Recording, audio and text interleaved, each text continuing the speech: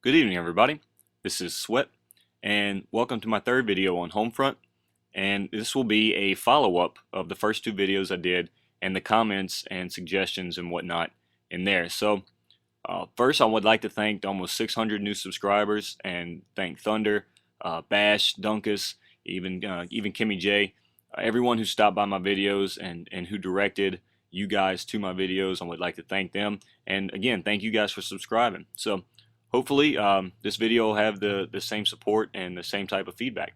What I'm going to do first is discuss the sniper rifles, and couldn't think of a better way to do it than to actually equip two separate classes, everything the same except obviously the two different sniper rifles, and those being the M110 and the M200 bolt action, which is what you see me using here.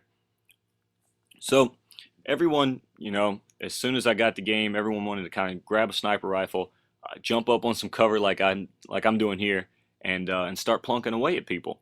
But the issues with the sniper rifle that I found is it's almost consistently a two-shot kill, unless, of course, they've been wounded by somebody else. So the problem that you have is with everyone moving around, it's really hard to get that follow-up shot. And it's especially hard, you see there, the headshot, and it lets you know when you get those headshots. The problem is, and you'll see in this video, is it's so hard to get that follow-up shot, especially with this bolt-action rifle. Now, the M200 has an awesome feature of the infrared sight or the thermal sight. It's got the rangefinder, which, to be honest, isn't very useful, but it's really, it's an awesome addition to it. They made this thing seem so lifelike, and it's very easy to use. The problem, again, is just the hits. It's when it's a consistent two-shot kill, it's just not practical. And you see another headshot. Another hit marker in the upper body, and it's not a one-shot kill. It's going to be interesting to me to see if moving forward they actually change this. I know that they have the ability to add weapons into the game based on adding the 870 Express shotgun with the pre-orders. So with that being said, it doesn't seem like they'd have a problem if they get enough feedback from us, from the community, to change that. And I'm not sure what they were thinking. And there's another hit marker in the upper body. And again, there's no problem with hit detection. I'm not complaining about hit detection. It's just, you see there, hit markers in the upper body with a sniper rifle should be a one-shot kill, especially with a bolt-action sniper rifle. That should certainly be a one-shot kill because you just do not have the ability to get that follow-up shot. Anybody who gets hit once is more than likely going to get the hell out of Dodge, so to say, and get out of the line of fire. So some of the things I do want to touch on is again, there's no real sleight of hand. There's sleight of hand perk, or there's faster reload and there's faster aim down sights in this. It doesn't apply to the bolt though. So again, it makes it a lot slower once you try to bolt that weapon. There's no perk, there's no attachment, anything like that allows you to do it faster.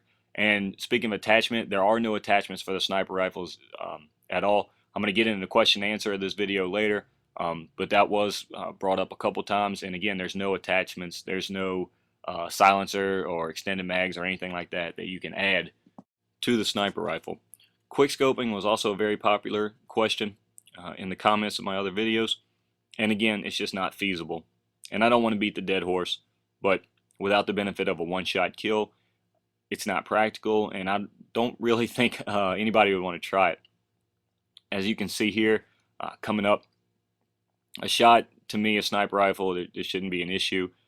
Again, no problems with hit markers, just the fact that, again, not a one-shot kill. So I moved over to the M110, and everything's the same class setups, same kill streaks and whatnot. The only difference being the different sniper rifles. And this is a semi-automatic weapon, and it looks to be, it's a very, very similar to an ACOG type scope. There's no variable zoom lens. There's no way to zoom in or any more, any less than this. And it seems like it would be an awesome attachment, but just like the M200, there's no attachment on this sniper rifle. There's no attachment on any sniper rifle. So this is what you see is what you get with this weapon. And again, to me, this is the most practical of your sniper rifles, because it allows you to be a much more offensive player in regards to just the way you play the game. And you can see there, hit marker, not enough. But with the bolt action weapon, with the M200, you had to be such a defensive player that, again, you couldn't move around. You can't recover from a miss. Even if you miss, if you're moving offensively and you miss with that bolt action, you're immediately at a disadvantage, and you can switch to your pistol at that point. But that's the point of using, you want to try to use your primary. So semi-automatic, and I'll show you a few clips further on in this video. Even at close range, it allows you to, engage your target and ultimately kill your target. But there's there's a little part at the end of the video where it's just fails, just several fails in a row. I didn't close out this video nearly as well as I do here in this little bit. So again, moving forward, and you're going to be able to see for yourself, to me, how much more practical the semi-automatic sniper rifle is, and as much fun as it seems like it would be with that M200. If you're going to snipe and you want to do so effectively, I'm going to say go ahead and choose the M110. And I would love if I saw some video, or maybe moving forward, if they do change both of them, or at least a bolt action to a one-shot kill. But until that point, I know you guys want to snipe, and I know you guys want to be successful at sniping, and I can tell that by every lobby I go into. So choose the M110, and I think you'll be much better off. So what I also wanted to cover in this video is some of the questions and answers that I got in in both of my videos. And again, I think it is my most watched video, just a gameplay and commentary video. And again, a load of support for that. Really appreciate everybody who sent you guys my way. So I went through the questions and I wrote down some of them that seemed to be asked more than once, or seemed to catch my attention. And one of the first things that I'm going to start off with is, how do you unlock more points in the perk system? There were some people who say you can't. There were some people just wondering how it happened. And it goes by ranks. Once you hit certain ranks, I think you unlock 1 point per rank. The next thing that I've seen is at level 25, if I'm not mistaken. And I'm not there yet, to be honest with you. But at level 25 or 23 or 27, right around there, you do unlock a system. You can see this is the white phosphorus airstrike, and still kind of getting used to airstrikes, kill streaks. Seemed to me there were the more people in that little zone there, but I'm pretty sure it only gave me that one kill. Again, if you guys know a little bit more about this than I do, by all means let me know. But again, this is just me experimenting with some of the airstrikes, and I like the white phosphorus. I'm really interested to see what the cluster bomb will do.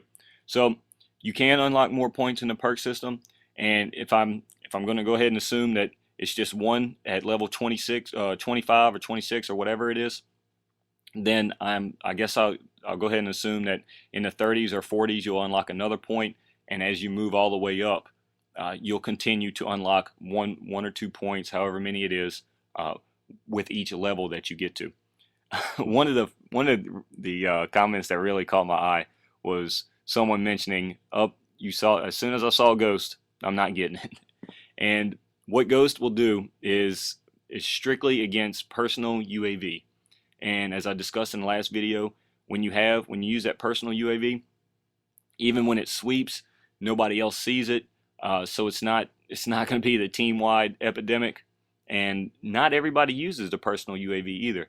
So it's something that moving forward, it's not going to be that big of an issue. I really don't think it's going to be entire teams based on using Ghost, and entire teams, depending on 1 or 2 people to supply UAVs. And this is really the beginning of the fail for me. How many times did you see me shoot this guy, and then coming to this point, wasn't really sure about how to knife, because I'm still struggling with not having the tactical layout. So I'm trying to cower here in fear. And again, here's another phosphorus strike. So running out of questions, running out of time for questions, real quick, there are no locks on handheld launchers, but they do have locks on some helicopter fire missiles. They do have locks on anti-tank drones, and they do have locks on Hellfire missiles. And this is just another fail. Crouched, missed knife, didn't kill with the pistol. The question that stood out to me was about camping, and what I wanted to tell you guys is what Chaos did to prevent it in this game, and it's an absolutely wonderful system, and it goes by battle points, and you don't have to sit back and hoard kills and hide and camp and not die, because you get kill streaks based on how many points you get, and you get points for capping, you get points for defending, you get points for kills. And in the battle commander, you get points for the targeted kills. So you don't have to sit back and camp. You don't have to sit in the back of the map and not die. They make it very easy for you to run around, have fun, and then accumulate your points in that sense, and then you can spend them however you want, with the high kill streaks or the low kill streaks, or really whatever you would like to equip.